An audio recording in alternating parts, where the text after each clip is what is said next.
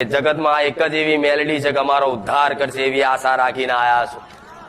માં ચોય નહીં જવું, માં તારા પારે આયા છો ને એક વખત તારી આગળ બેહવું છે. માં અમારું સપનું છે એક વખત જગતમાં તારી આગળ બેહી ગયા અને તે કદાચ અમારા બાપ દાદાના ચોપડા ખોલી ઇતિહાસ ફેદી અને અમારી લગતી બલગતી કોઈ માતા હોય, કોઈ નડવા વાળા દેવ હોય, માં એક વખત જાહેર કર્યા એવા દરેક મારા ભાવિક ભક્તોના સપના છે. હું મેલડી આવું કહું.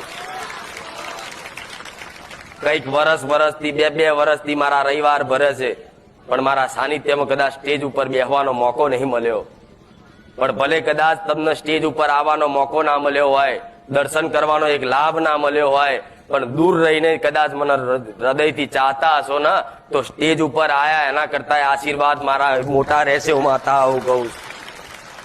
એવું નહીં માનવું કે માતાજીને આગળ જવાથી જ અમારું ભલું થાય, માતાજી જોડે વાત કરવાથી જ અમારું સારું થાય, માતાજી કઈક સમાધાન બતાવશે તો જ અમારું સારું થશે. હું એ મેલડી છું, હું એ રમવારી માતા છું. કદાચ હું ધારું ને તો મારા ભક્ત કોઈ લાડકો દીકરો હોય ને ખાલી માથે એક વખત હાથ મેલ દઉં ને એટલે ગમે તેવા નડતર ને ભોય દાટી દઉં. મેલડી